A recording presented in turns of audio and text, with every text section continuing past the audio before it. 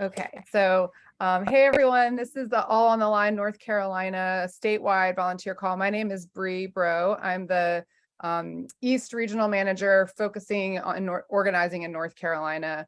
And we'll go into, when we get to our slide deck in a few minutes, we'll go over the, who is all on the line, and we'll do that part as well. But I appreciate y'all being here. We are in August. The elections are coming up quickly. And, we just found out yesterday, I think, that the 20-week abortion ban went back into effect in North Carolina. I don't know if folks have heard about that, but oh, great. There was a 20-week abortion ban that had been basically set aside. I'm actually not totally up on the legal maneuverings, but it had been set aside, and it was a judge kind of out of nowhere and without really any particular impetus, just decided that it was he was going to allow it to go into effect. So or she, I'm not sure. So there is currently a 20-week abortion ban in North Carolina, and that is obvious, for very troubling for many reasons, but it just, I think, highlights the importance of this election that's coming up. I mean, North Carolina is a state, one of the few states in the Southeast that that still has abortion access, and people are coming here, and we need to keep that, and we need to make sure that we're electing people who are going to protect that right. And also, we know that Republicans have said that if they take a supermajority in the legislature, that they want a 6-week ban. So we are going to be talking tonight about what All on the Line is going to be doing. I mean, we focus on redistricting and voting rights adjacent topics, and we are right now really our lane, our role, what we're thinking a lot about, and working with volunteers like y'all to do is make sure that voters in North Carolina understand the stakes of the Supreme Court elections in particular. So that's what we're going to talk about tonight, some about how we're doing that, and we want to get y'all's input and feedback as well. Just in general, the way that, we're we have a lot of volunteers here. And actually, I forgot to say at the beginning, because I usually have my slides to remind me, but if folks want to put in the chat, your name and where you're joining from, and if you are affiliated with any other organizations, just so folks know who's in the space with us, that is great. I'd like to invite folks to do that, and your pronouns, your name, and where you're joining from. And we're going to talk a little bit tonight about how we're going to get the word out, basically. We've got some voter outreach plans that we're working on for September and October. We are also producing some and co-producing, working with partners to produce some events. I think we're seeing our job as really, how do we tell the story about the Supreme Court races, why they're so important, and why people should make sure that they're paying attention to those races, that they know who they're voting for when they go into the voting booth, and that they're talking with their networks. I think one of the most important things is every person on this call has a network of folks who, even if they're planning to vote, may not know about the Supreme Court races. I mean, I have people in my family who, aren't paying as close attention to that. And there are always people who go and vote and don't vote in the down ballot races. So some of the things that we are already working on, I was just alluding earlier in the call we've got 2 events coming up next week. One is on Tuesday evening. I'll drop the link in the chat, and we'll also reiterate this later, but we've got a virtual forum on Tuesday at 6:30 that folks can join. Please spread the word.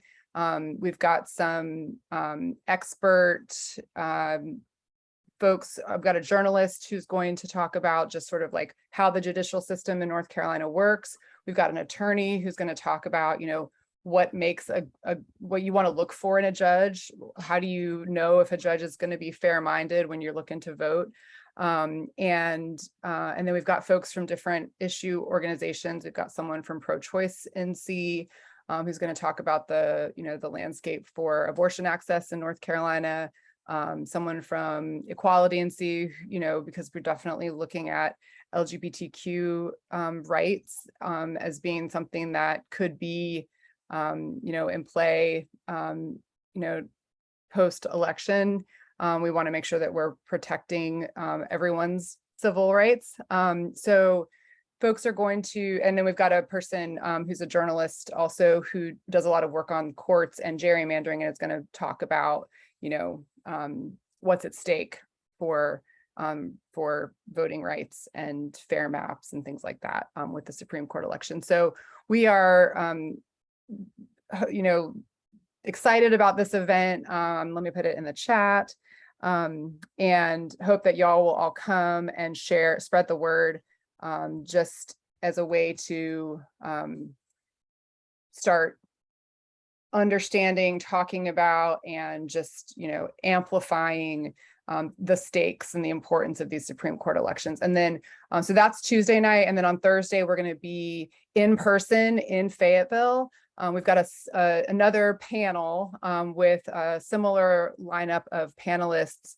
And we're also going to be talking about the maps. We're going to do like a gallery walk and have the maps up on the wall and let folks actually see kind of up close what the maps look like in Fayetteville. And then talk about, the stakes of the Supreme Court race for the maps in particular, which we're also going to get into a little bit now, because the next thing we're going to do is, we're really trying to figure out what we can do as volunteers and activists, and what kind of work we can do together, and what kind of content we can create that will allow us and other volunteers to educate their networks, basically. So I'm going to pass it over to let me drop the other link though before I forget.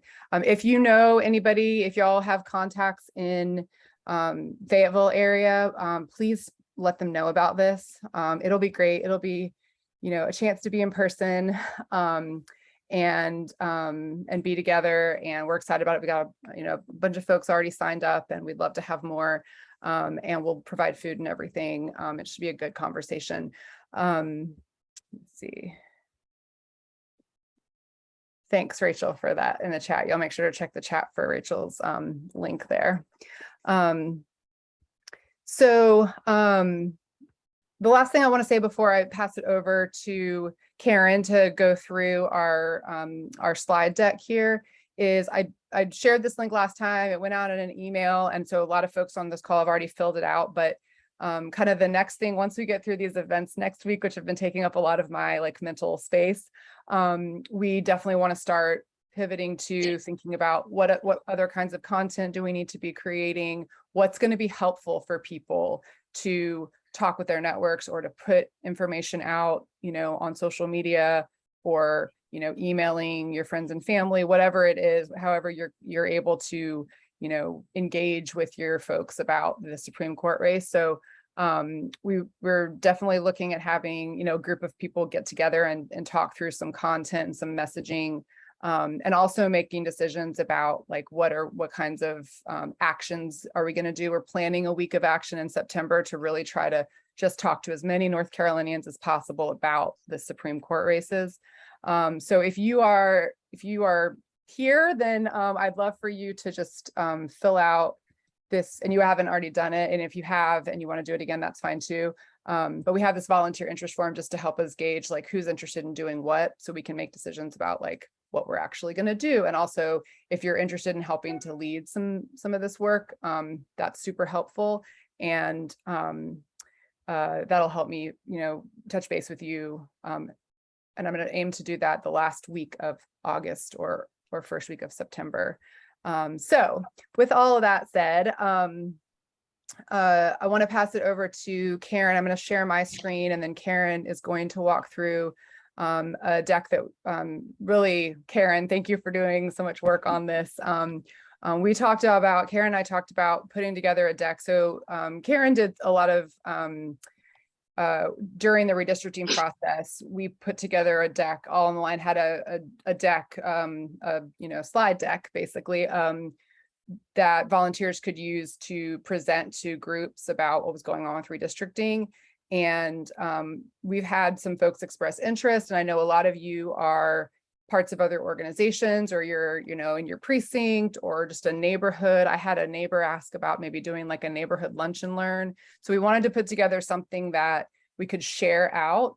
And the hope is that we will get your feedback now on this project, and then make some edits, refine it a little bit, and then put it up in a Google Drive so that anybody can access it who wants to be able to educate their folks about the maps and this, where we are with redistricting and the maps, and with the Supreme Court race, why the Supreme Court's so important.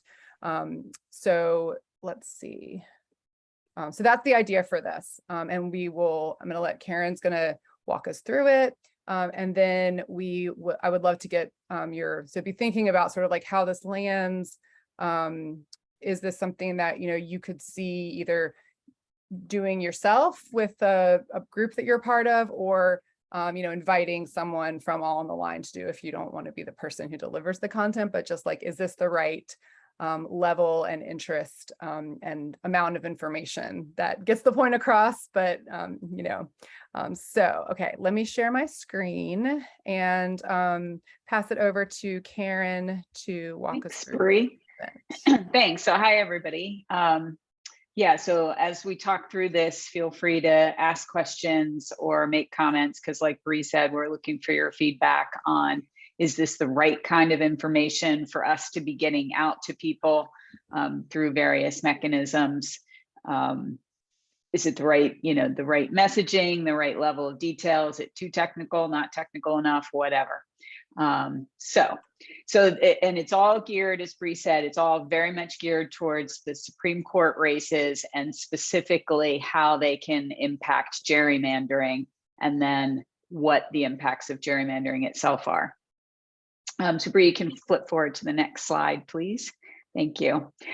So I love this quote from the North Carolina Supreme Court's ruling from this spring in the Harper v. Hall redistricting case, which was the case that overturned the highly partisan, highly gerrymandered maps that the General Assembly initially passed. Because it really, just like as a place to get us started, to me, it really embodies what gerrymandering is all about and what we're trying to accomplish with fair districts. So really having legislatures that reflect the will of the people, which we can only do if we have fair districts. So just thinking, to me, this was kind of an energizing quote from them, because it was very positive. And so I liked it as a way to kind of kick us off while we get started. And you flip forward. And All on the Line, I know you guys know who we are, obviously, since you're here. But again, if you're envisioning someone presenting this to a new audience, we'll describe how All on the Line is a 501c4 advocacy campaign that's all about ending gerrymandering through various grassroots engagement efforts like this. And you can go forward, Bree.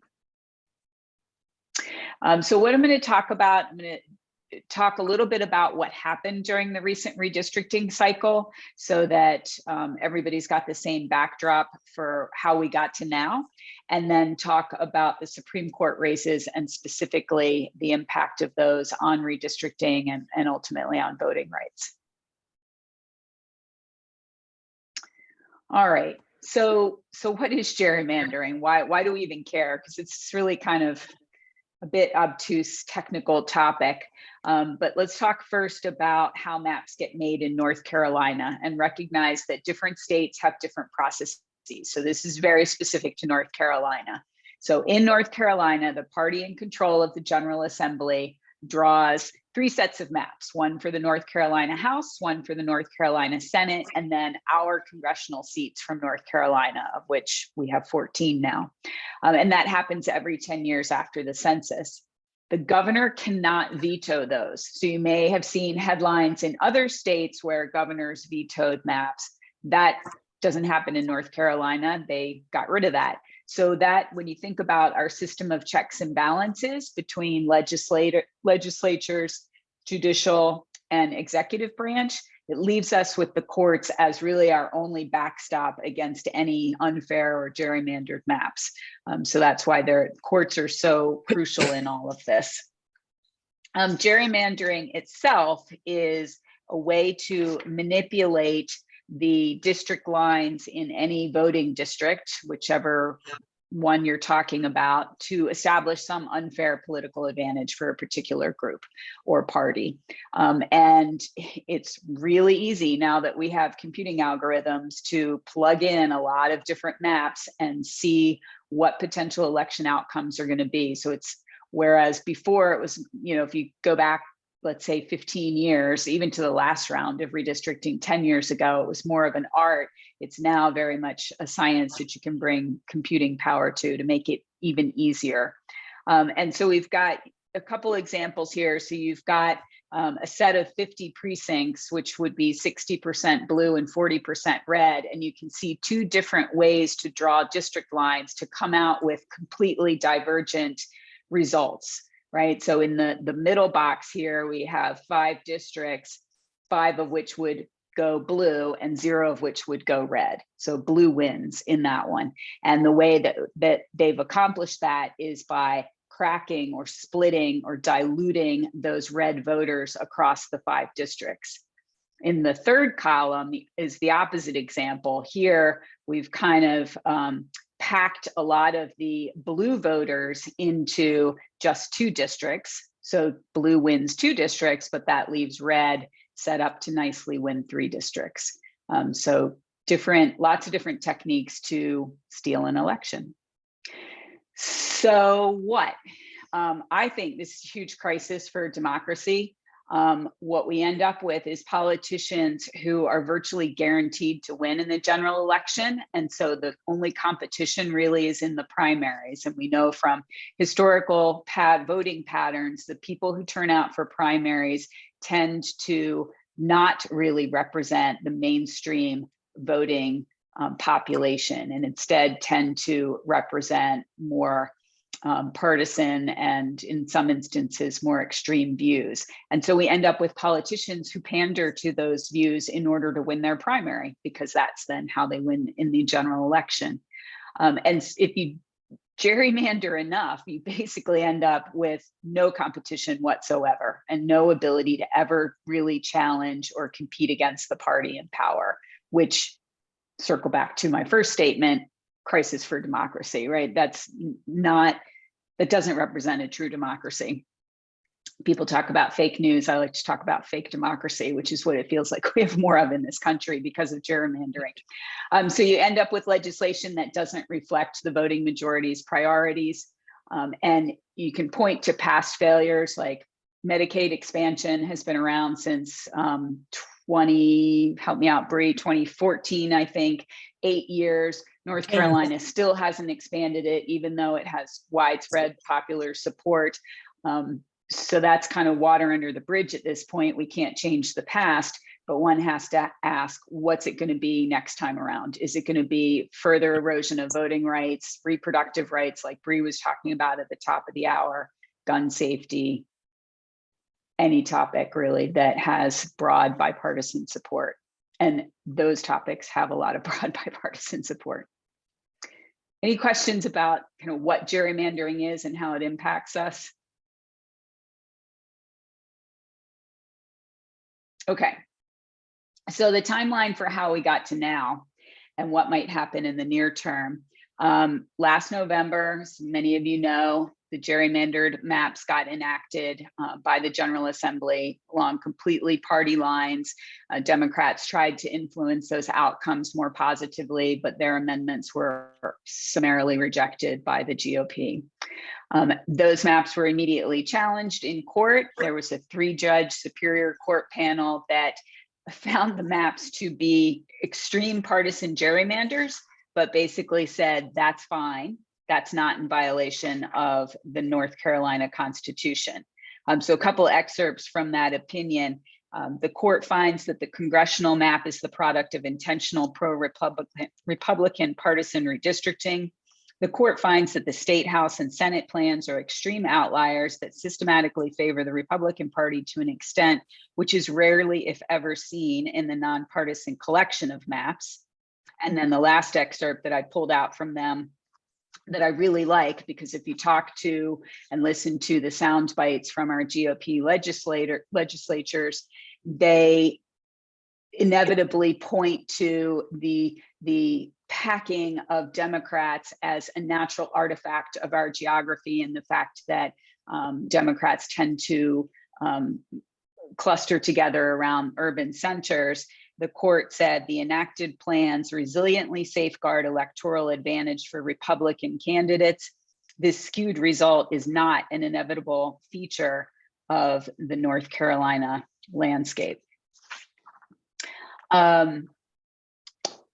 But they said, too bad, thanks for playing, it doesn't matter, it's still fine in terms of the constitutional rights that we have.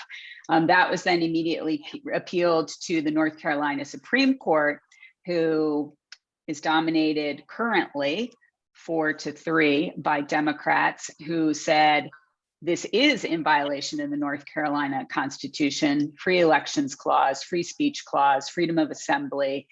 I don't have my detailed maps here, notes here, and a couple of other clauses as well. And so they struck down those maps. They kicked them back to the Superior Court, who said, okay, General Assembly, go and try again. General Assembly that tried and failed to come up with a new congressional map. And so that ended up being drawn by a court-appointed special master. And we'll look at that in a minute, because it's probably the fairest congressional map that we've ever had. The State House map was redrawn with overwhelming bipartisan support, which is exciting to me because it shows that if they try and they want to, they can actually do this and get us reasonably fair maps that everybody's happy with. The state Senate map remains gerrymandered, and that is now under further litigation, which is probably going to get heard by the North Carolina Supreme Court in October. So the left-leaning organizations have petitioned the courts to look at the Senate map, and the GOP has petitioned the courts to look at the congressional map again. And then the last bit, which we've got question marks around, is November, December, January timeframe. We're not exactly sure, but assuming the Republicans retain control of the General Assembly, they have indicated their readiness to try and undo the court-drawn congressional map, which was just listed to be an interim map. It is in effect for the November election, but after that, it's kind of like all bets are off.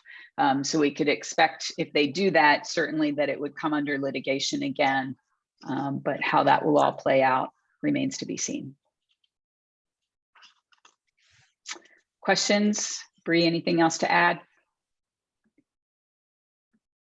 No. Okay. That's good. All right, so I know these are super tiny. We can send you the links to the before and after, but this is the before and after congressional map. And what's noteworthy is, as it was originally passed by the General Assembly, it was a complete lock for Republicans, 10-4, with 0 competitive seats. And it split the 4 largest metro areas up unnecessarily, which really dilutes voting power for all of those constituents.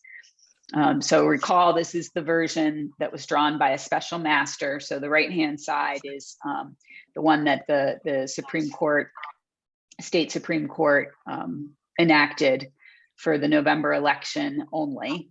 And it's much more balanced: 7 safe Republican seats, 5 safe Democratic seats, and then 2 highly competitive districts, districts 1 and 13.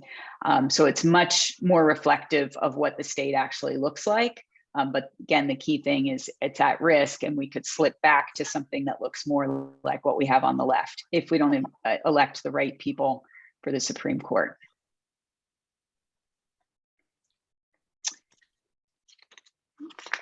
All right, so let's go forward. So let's talk about who the justices are and who's up for election.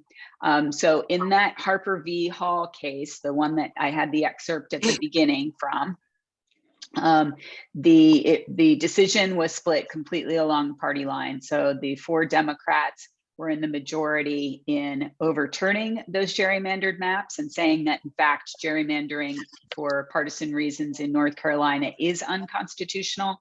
And you can see that the Republicans all dissented. And of these folks, seat 3, Robin Hudson, she's retiring. And you can go forward one, Bree, thanks. Robin's retiring, and Lucy Inman is our Democratic candidate against Richard Dietz, I think is how you pronounce it.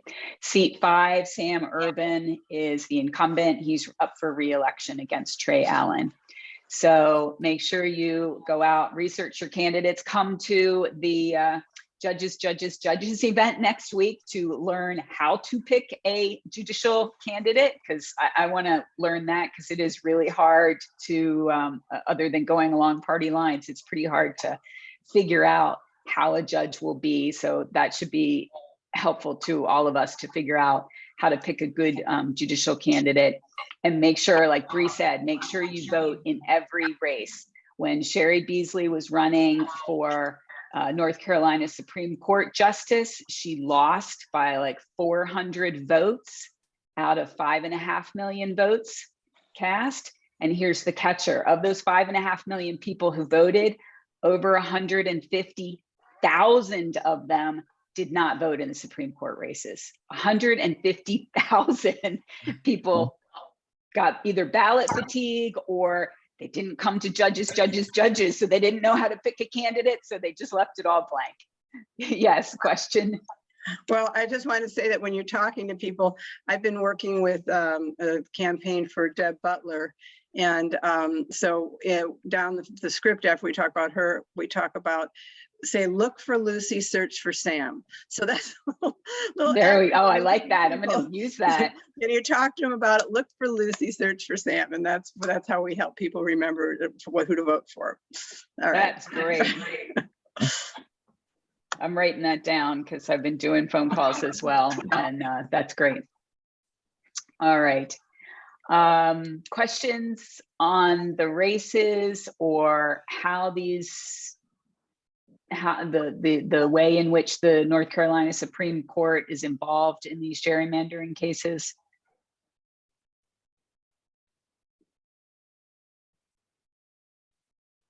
Okay.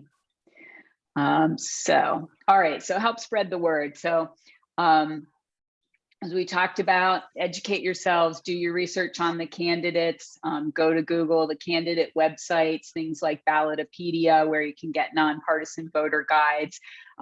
Sample ballots, the last time I looked, are not out yet, I don't think. They're still working on those.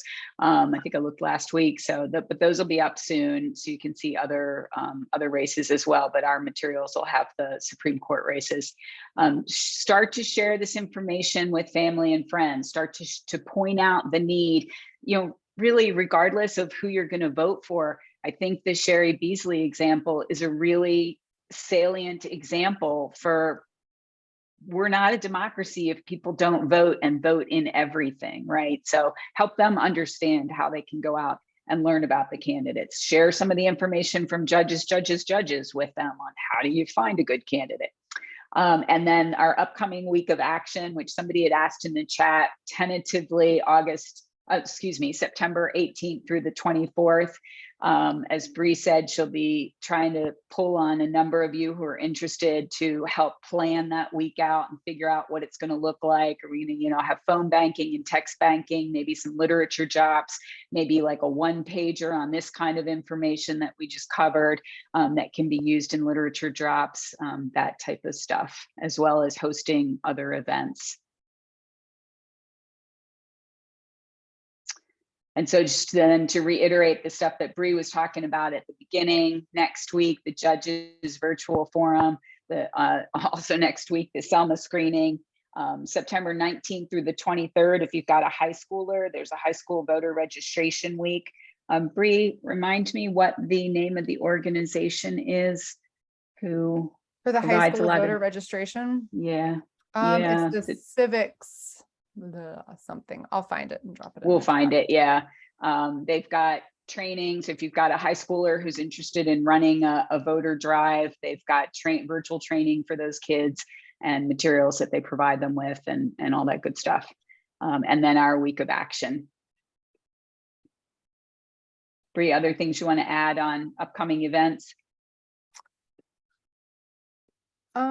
No, I don't think so. I maybe would just lift up, there is a the Carter Center. I don't know if y'all have seen this, but the Carter Center is working with some folks, and I'm forgetting, I should have written down the name of the organization, how they're calling it here, but they're going to be doing town halls in all 14, I think all 14 congressional districts in North Carolina with talking about election protection and how elections are run to kind of try to inoculate against some of these overblown concerns. I think overblown, but concerns about whether there's shenanigans going on, and so just really trying to be very transparent about that. So that's another thing to be on the lookout for, and I'll include that information in an email. Yes, the main organizer of that is Jennifer Roberts. it's Jennifer Roberts, yeah, and Judge Orr. Yeah, and that's an amazing effort that they're doing, trying to. The meeting in Western North Carolina will be in Asheville, I found out, but I don't know when. Thank you. Yeah. I'll include information about that because it's definitely worth spreading the word about that too, especially if you've got folks in your family or your network who are kind of on the side of thinking that, maybe elections aren't fair, or that their votes are getting stolen or things like that. This should be an opportunity to learn about how it really works, and that our elections are actually very safe and well run. Great. Elections are useless. Can I jump in real quick? Please. Hi, it's Mary from the People's Campaign. I also work on the Reimagining America project, and we are producing a virtual town hall to mirror the in-person town halls, and that's going to be by the Reimagining America project voting rights committee, which is like me. So I know a lot about this project. It's really great, and I'm really looking forward to it. So we'll be showing that will be live. That virtual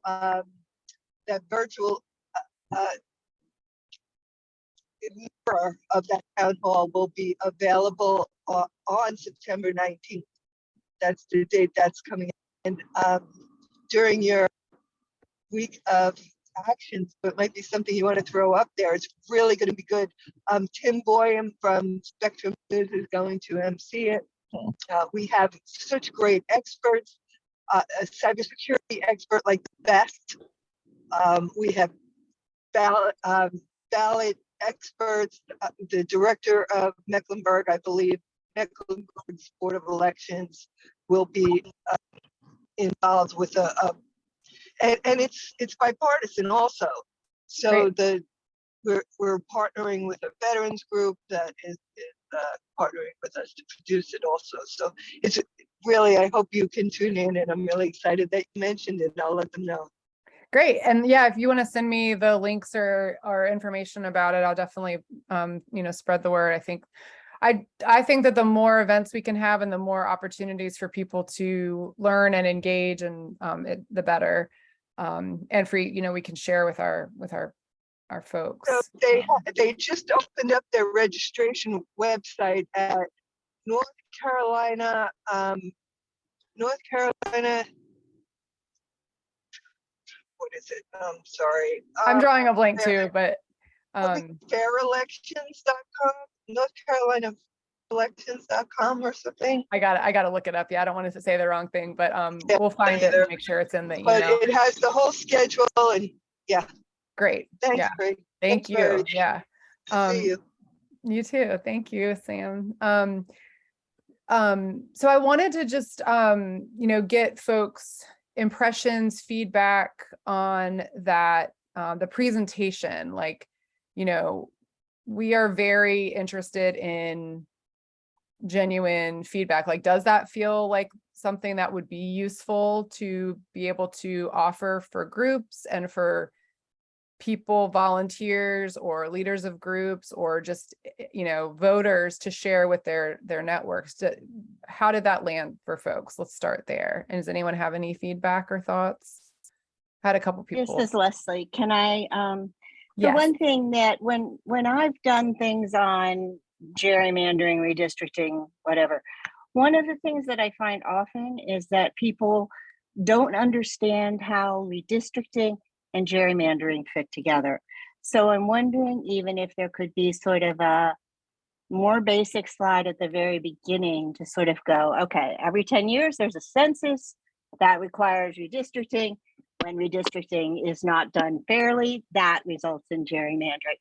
And it's a very simple thing, but I hear, I have people come up and they're like, redistricting, gerrymandering, fair maps, what is all this stuff? I don't understand what is what. And it's just real basic, but I think it's sort of complicated language sometimes, that because we're so into it and we understand how it all goes, it sort of goes over people's heads. And then I hear people who refer to redistricting as gerrymandering, which is upsetting because we want redistricting has to happen.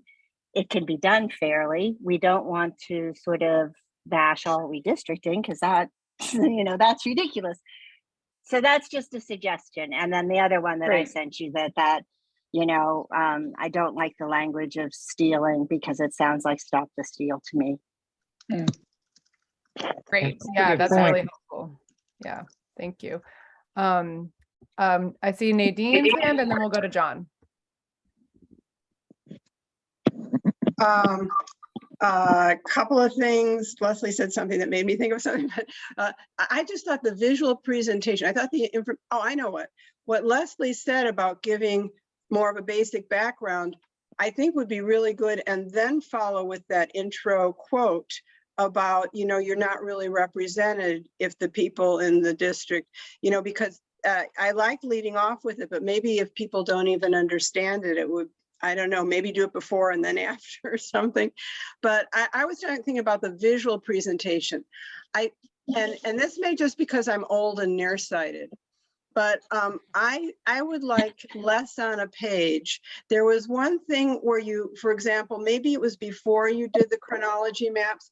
I think each of that deserved its own page. And I don't know if this is too much work to go back to the drawing boards, but you could say the three things that were there, you're going to have bullet point, bullet point, bullet point. And now we're going to have one thing that's going to tell you about this phase. And then one thing, what happened next. And one thing, I think it's a little confusing, but if you can't change the slide deck, if that's too much work and you put a lot of work into it, I would say at least the presenter really needs to put a cursor what they're talking about, because I'm looking at all this information and trying to absorb it, looking for it, listening to what they're saying. So it may be just the way I process information, but I thought it was terrific presentation. And then maybe if at the end there could be options of how people could get linked up and do something constructive. I don't know if that was there. Okay, thank you. Thank you, Nadine. Great feedback. John? Yeah, I can't figure out how to take my camera off on my phone here, but You say your picture. thank you. I just, the last two people sort of took the words out of my mouth. We're having what we sort of call Judges Month here, and in 206, we're actually having a fundraiser for Irwin and Emmon. So, and then in 127, we're getting some of the judges together. And we're going to talk about some of the, the importance of the judges. So I'm right with you in everything you're doing.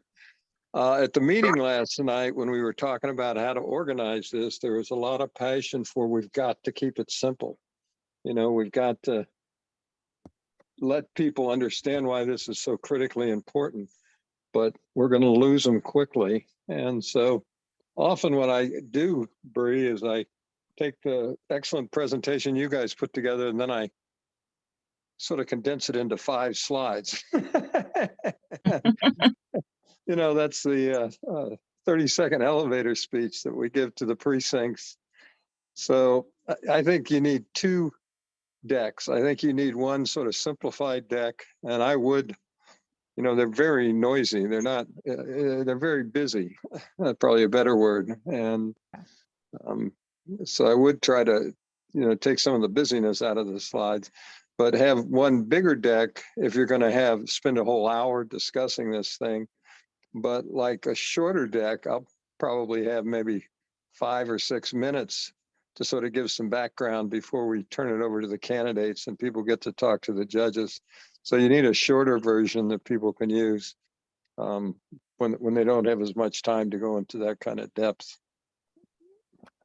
That makes a lot of sense. Yeah, it's always, this is my constant struggle, right? Talking about anything with redistricting is you just need so many words to explain it, but especially if you're like thinking about volunteers sharing it with like their friends or something, like a lot of people aren't going to do an hour-long PowerPoint presentation. So how do we fit that? Well, your graph was really great that showed the same thing, 3 different things, but I think it should have been a whole slide unto itself to show, look at, this is how it can be, you could play it different ways. So yes, sometimes making it focus in, highlight more. Great. Laura? Hi. What I found very helpful is to make like a little mini case study. So for example, you have that the graphic that shows the 3 different scenarios. If you can bring it to life by having an example where you actually say, what does this actually mean? So in this district, these people, 70% of these people's voice is never going to be heard because, and you can, call out a politician and say, because he's not representing your interest, because he doesn't have to. And if you can give examples of where he's voted against, or he or she has voted against something that has been polled as being very popular, it can bring it to life. That's helpful. Okay, Thank you. that's it. Yeah.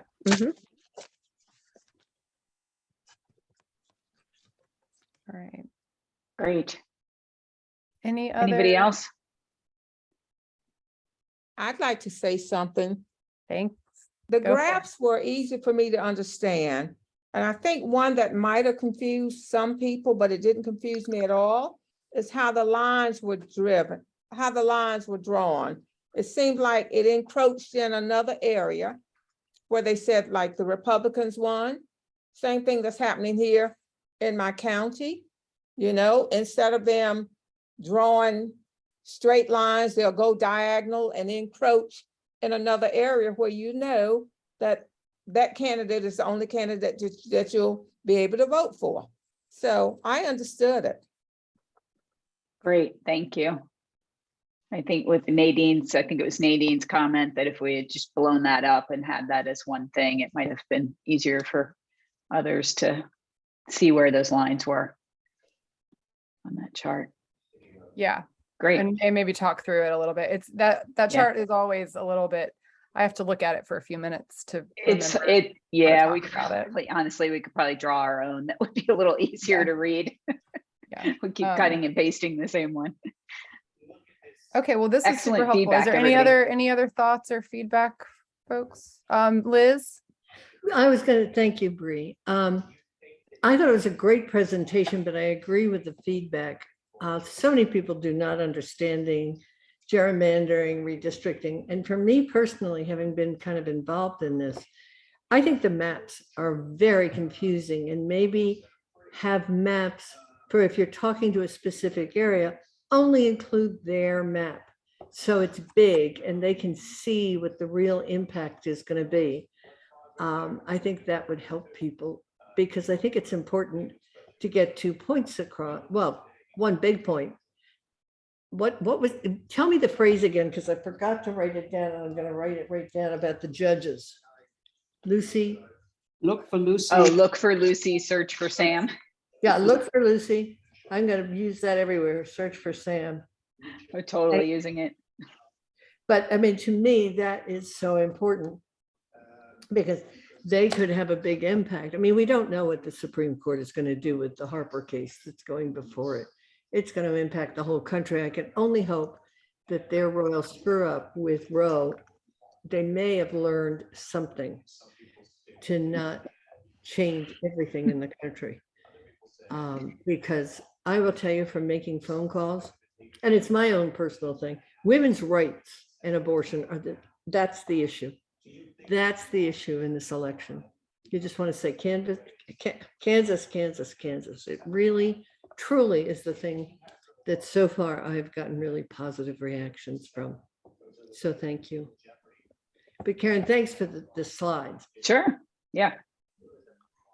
And we'll probably make some edits and then have those ready to share out in a couple of weeks. So is there anything else? Does anyone have thoughts about any other kind of content that would be helpful to have to talk like on the Supreme Court races in particular? I know a lot of folks are, already talking with voters with your networks. Is there any other, what else feels like it would be helpful, if anything?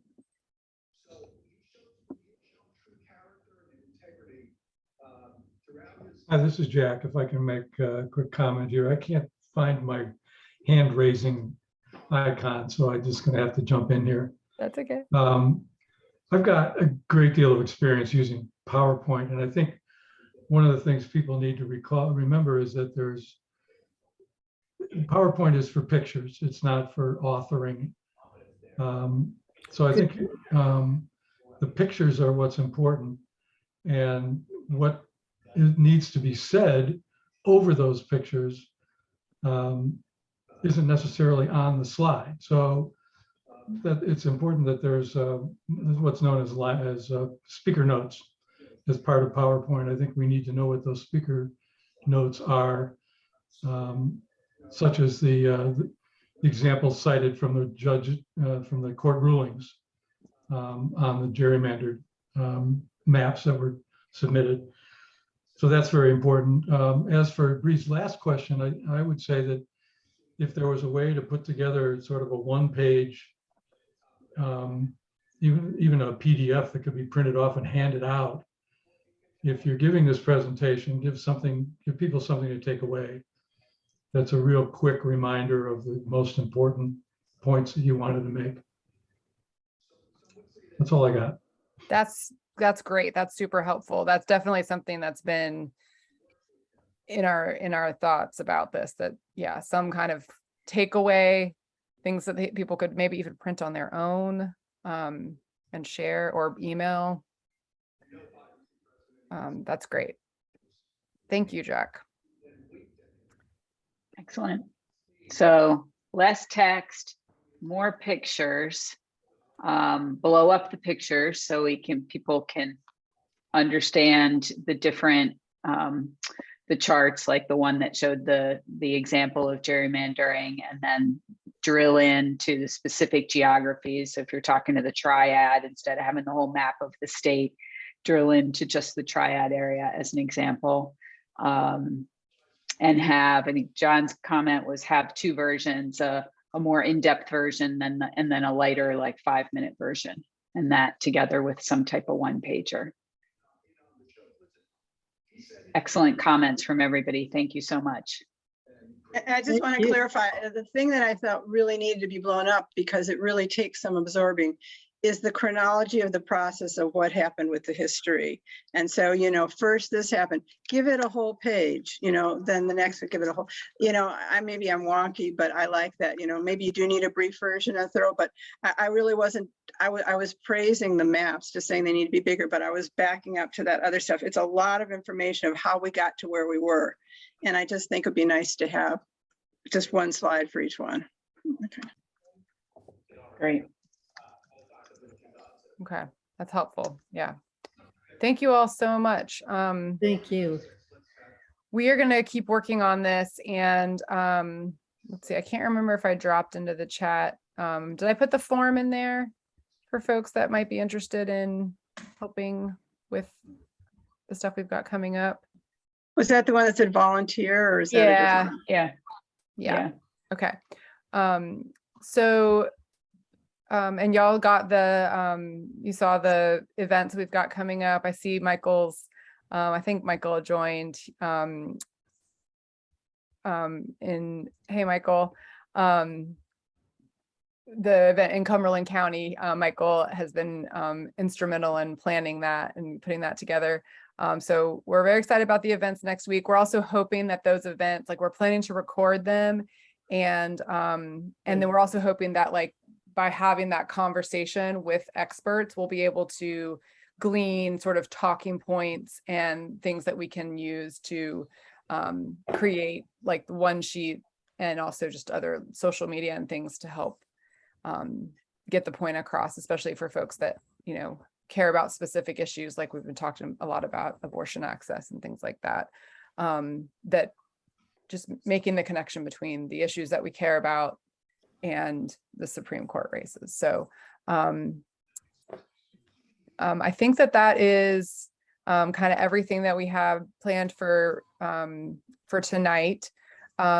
We are the September meeting, if we keep with our normal, this meeting is actually a little earlier in the month than we had planned, because we had these other events planned for next week that we usually do. So